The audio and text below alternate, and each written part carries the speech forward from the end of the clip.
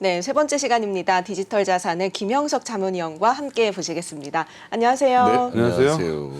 자, 뭐 당분간 어쩔 수 없어요. 계속 루나 사태에 계속 지금 후속 보도들이 계속 여기저기 터지고 있는데 예. 이제 그걸 대처하고 있는 국내 주요 거래소들의 대처들이 참 실망스러워요. 그렇죠. 많이 실망스럽고 사실은 이 루나 사태 저는 개인적으로 이 국내 가상자산 거래소가 이 우리나라의 루나 사태 피해자를 양산하는데 많은 역할을 했다라고 생각을 하고 있습니다. 네. 그 업비트가 루나 코인 통해서 1,300억 차익을 거둔 뭐 정황이 밝혀졌다면서요? 예, 일단 이 업비트 같은 경우에는 이 루나 사태에 우리나라에서 가장 큰 피해자가 아니라 수혜자로 꼽히고 네. 있어요. 네. 이 루나 사태가 벌어진 다음에 일반 투자자라든지 기관급에서도 많이 손실을 입었다라고 하고 있는데 오히려 이 두나무는 돈을 벌었습니다. 네. 근데 이 두나무에서 루나 사태로 또 1,300억 원의 네. 차익을 얻은 것에 대해서 좀 많은 논란들이 일어나고 있는 상황이죠. 네. 신문 기사에도 저렇게 나오는데 루나 셀프 상장 그 어떤 내용인가요, 저게? 일단은 이 루나 같은 경우에 두나무에 어떻게 상장을 했는지를 네. 또 한번 살펴봐야 됩니다. 네. 2018년에 두나무에서 자회사를 하나 네. 만듭니다. 네. 자본금 네. 40억 원을 가지고 이 지분 100%짜리 회사를 하나 만들어요. 그게 네. 두나무 앤 파트너스. 네. 투자를 전문적으로 하겠다라고 해서 만든 회사인데 네. 이게 2018년 3월 29일에 네. 회사를 만들었습니다. 네. 만들고 나서 4월 20일에 네.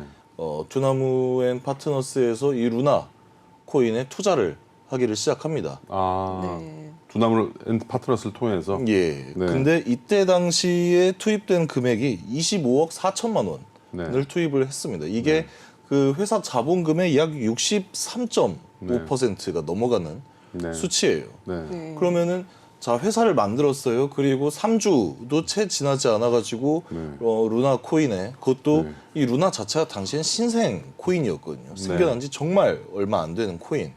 그러니까 이 리스크에 대해서도 명확하게 아직은 판별이 안 된 그런 코인인 겁니다. 네.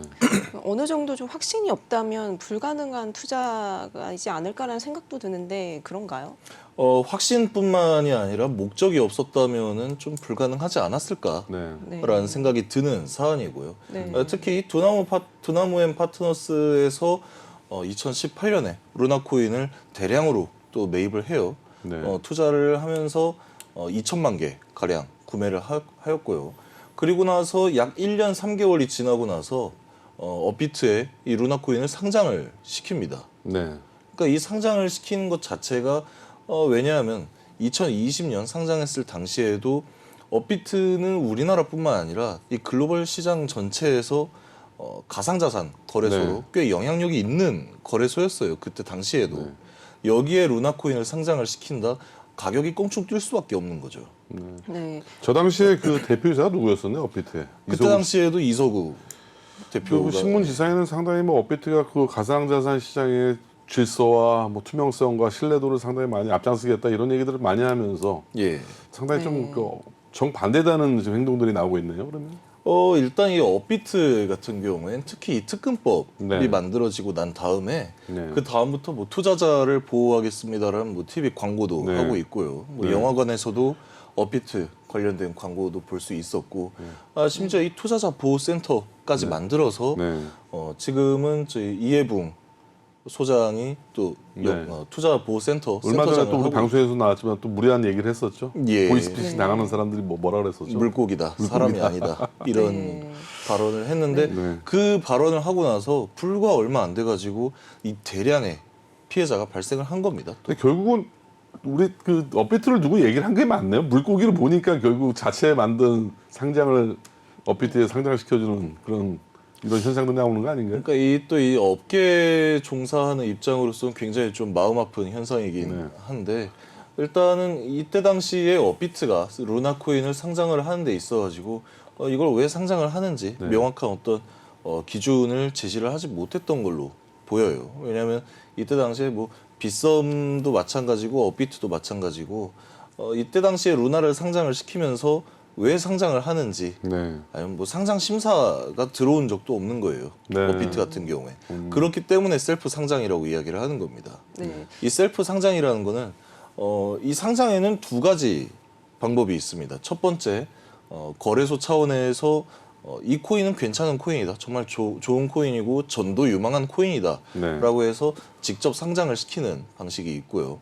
두 번째가 이제 재단 혹은 코인 회사가 우리 코인을 상장시켜 주세요 하고 신청을 해서 그걸 이제 상장 신청이라고 해요. 네. 상장 신청을 해서 심사를 거친 뒤에 네. 상장을 시키는 방법이 있고요. 네. 근데 이번 이 셀프 상장은 이 두 가지 중에 하나도 해당이 안 되는 겁니다. 엄밀히 따지면은 뭐 거래소 자체적으로 뭐 상장을 시켰다라고 얘기를 할 수가 있지만 여기에는 어떤 목적성으로 보이는 사안들이 많이 껴있기 때문에 네. 이거는 투자자 혹은 이 업비트를 이용하시는 투자자분들이 이 루나 코인을 한번 경험을 해보세요. 네. 뭐 괜찮은 코인입니다. 뭐 거래소에서 추천드릴만 합니다.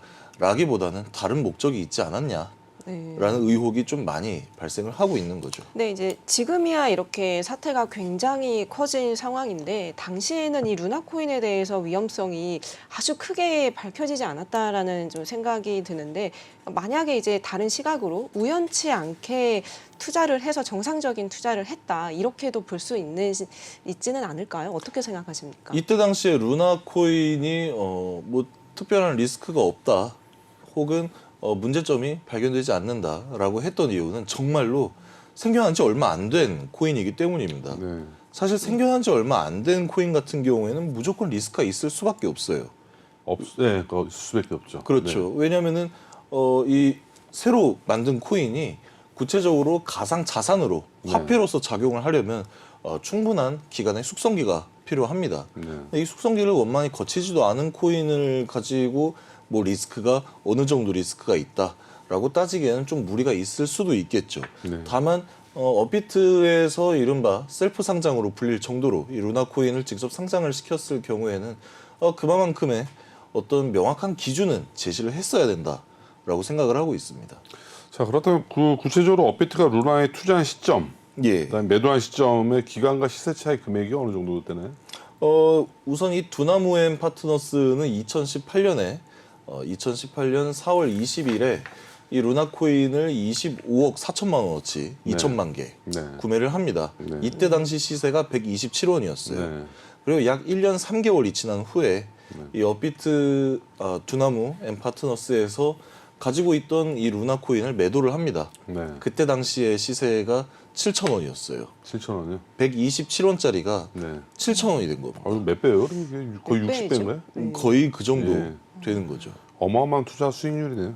그러니까. 이게 루나가 최고 고점까지 간 게 13만 원, 14만 원까지 갔었죠. 14만 원 정도까지 또 거기에 비하면 또 상당히 일찍 판 거네요. 또 어떻게 보면. 일찍 팔았고 이 고점 대비 뭐 큰 고점에 대비했을 때 큰 수익은 아니다 할지라도 네. 이 일반적으로 25억 4천만 원을 투자를 해가지고 1,300억 원 이상 네. 또 수익을 얻었다라고 한다면 굉장한 수익이죠.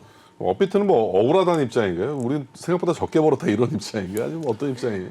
뭐 지금 상황에서 감히 네. 그 얘기를 하지는 못할 겁니다. 네. 왜냐하면 이 루나로 인한 피해자들이 속출을 하고 있고 특히 뭐 형사 고소를 하겠다 네. 뭐 이런 법적인 조치를 또 예고하는 집단들도 많은 상태에서 우리 그 많이는 못 벌었어요라는 얘기를 하기는 힘들 거예요. 뭐 60배는 번 것도 아니에요. 적어도 6,000배는 벌었어야 되는데 뭐 이런 얘기들이 나올 수 있지 않을까. 자, 결국 이게 그 한 예를 들면 피파 축구협회를 치면 예. 피파가 축구팀도 만들고 뭐 심판도 만들고 승부 조작도 하고 뭐 이런 현상과 비슷하게 봐야 되는 거죠, 결국. 그렇게 이야기를 굳이 하려면 할 수도 있는 네. 정도의 사안이기 때문에 네. 이번에 이 루나 투자에 대해서 굉장히 많은 논란이 일어나고 있는 겁니다. 결국 특수관계인에 의해서 거래소 운영 개입 사건이다 이렇게 단정 지으면 될까요? 일단 이 특수관계인이라고 보는 특관자, 게 예. 적당할지는 모르겠어요. 다만 네. 이 두나무 업비트의 운영사 두나무의 또 자회사 두나무 앤 파트너스에서 직접적으로 이 투자를 한 코인에 대해서 이걸 업비트가 또 상장을 했다라는 부분에 있어서 어떠한 목적성 혹은 이 특수한 관계에 의한 상장이 아닌가 않나라는 의혹이 많이 발생을 할 수가 있는 거죠. 네. 네, 일반적으로 이러한 벤처 캐피탈의 투자 대상 선정과 실제 투자 진행에 이제 비추어 봤을 때 코인 시장에서의 VC 활동이 이렇게 리스트를 감당하기도 한가요? 일단 이 가상자산 시장 같은 경우에는 어쩔 수 없이 투자에 있어서 막대한 리스크를 또 감당을 하고 투자를 하는 경우들이 많습니다. 하지만 이 VC 뭐 벤처 캐피탈이라고 네. 하죠. 이 VC 같은 경우에는 이 코인 하나를 투자를 한다라고 해도 굉장히 많은 시간과 노력을 들여서 이 코인에 투자를 했을 때 어느 정도의 뭐 수익을 얻을 수 있고 어느 정도의 또 리스크가 있고 이런 부분에 대해서 또 분석을 해요. 그리고 두나무앤 파트너스도 그 분석을 안 하진 않았을 겁니다. 다만 일반적인 이 VC하고 두나무앤 파트너스가 또 달랐던 이유는 뭐냐면 이 일반적인 VC는 뭐 투자를 해놓고 나서 이 투자한 코인이 잘 되기만을 뭐 기원을 하는 수밖에 없겠죠. 하지만 두나무앤 파트너스에서는 두나무가 있기 때문에 우리가 이거를 투자를 하고 나중에 이거 우리 거래소에 상장시키면 돼. 우리 거래소 그 정도 파워 있는 거래소니까 상장시키면 돼. 라는 정도의 로드맵과 프로세스가 분명히 있었을 거라는 거예요. 그게 없었을 거라고 생각을 하는 게 더 말이 안 되지 않습니까? 네. 네. 근데 또 이제 최근에 가상자산 이 시장을 뒤흔들 사건을 한 번 더 이제 되짚어 보자면 루나 사태로 인한 피해자가 정말 어마어마하다고 합니다. 이게 네. 수사 당국의 현재 진행 상황은 어떻게 되는지도 궁금한데요. 어떤가요? 일단 이 수사당국 차원에서는 루나 사태 관련해가지고 권도영 대표의 어떤 비위행위, 뭐 업무상 공금 횡령 혹은 이 사기 등의 혐의가 있는지에 대해서 거의 좀 중점적으로 수사를 하고 있어요. 네. 다만 이러한 모든 어떤 수사 절차라든지 진행 과정들이 권도영 대표에 좀 많이 집중이 되어 있는 모습이고 저는 개인적으로 이 업비트, 빗썸 등의 거래소도 한번 조사를 다 해야 된다라고 생각을 하고 있습니다. 네. 다만 이런 거래소에 대한 조사는 지금 원만히 이루어지지 않고 있는 것으로 또 보이고 있고요. 네. 특히나 이 루나 사태가 발생을 한지 뭐 길진 않지만 그래도 어느 정도 시간이 흘렀는데 계속해서 뭐 하루가 지날 때마다 또 저런 의혹들이 또 밝혀지고 있지 않습니까? 제가 봤을 때는 앞으로 또 얼마나 더 많은 이런 논란들이 터지고 그 논란들이 사실로 밝혀질지가 굉장히 좀 걱정이 되고 있습니다. 네. 결국 좁히면 그 뭐 빗썸이든 업비트든 코인원이든 이 루나 코인을 상장할 때 그 상장 시 투자상에 있어서 예. 위험 요소라든가 이런 유의사항들을 고지를 않았다는 것이 가장 큰 책임인 거죠. 그게 또 가장 큰 책임이죠. 네. 특히나 이 업비트나 빗썸 이 두 개 대형 거래소 같은 경우에는 가상자산을 상장을 할 때 그 네. 상장하는 가상자산이 이 시장에 미칠 수 있는 영향력에 대해서 네. 많은 또 판단과 고려를 해야 됩니다. 네.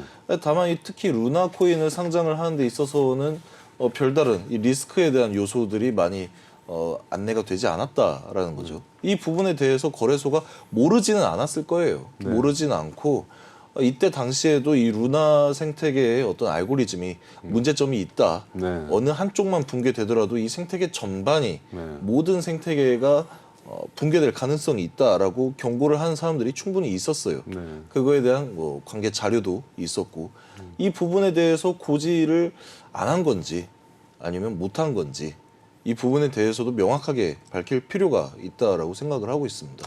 특검법 위에 이제 그 자리 잡은 주요 거래소들은 예, 결국 이런 시장의 신뢰를 많이 확보하고 시장을 건전하게 키워나가는 것이 결국 본인들의 성장인데 그렇죠. 이런 눈앞에 단편적인 이익에만 그 몰두하다 보니 결국 시장 전체를 망가뜨리는 이런 현상까지도 이제 오게 되지 않나 그렇게 우려가 됩니다. 이 눈앞에 단편적인 이익이라 하더라도 그 단편적인 이익이 어마어마한 네. 수치의 이익이기 때문에 네. 뭐 이런 게 아닐까라고 생각을 하고 있는데 개인적으로는 좀 굉장히 많이 안타까운 사안이죠.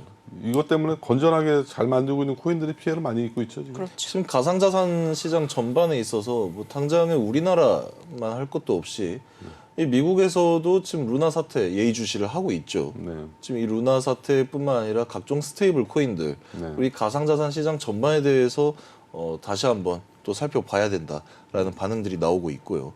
즉각적으로 이 루나 사태가 발생을 한 다음에 이 시장 전체에 또 반응이 왔어요. 네. 가격들이 이 시가총액들이 많이 하락을 했죠. 네. 그러니까 결국에는 이 루나 사태가 어느 한 이 권도영 대표 개인의 어떤 뭐 일탈 행위 수준이 아니라 전체적인 이 가상자산 시장을 좀 많이 퇴보시켰다라고 네. 평가를 받는 문제이기도 합니다. 네. 우리 김영석 자문위원은 이제 그 코인을 취재하기 위해서 유럽을 한 2주간 다녀오시죠? 예, 한 뭐, 10일 정도 예. 짧게 다녀오고 무사히 잘 그 취재해 네. 오시고 건강히 잘 다녀오시길 바라겠습니다. 감사합니다. 예, 2주 뒤에 뵙도록 하겠습니다. 네, 네, 2주 뒤에 수고하셨습니다. 뵙도록 하겠습니다. 네, 감사합니다. I know you told your friend you're not okay. And tell me what's wrong and why you never said you felt that way. And guess you're trying to stay strong and fake a smile until I look away. But I've known you too long, it hurts to watch your blue eyes fade to gray as you fade away.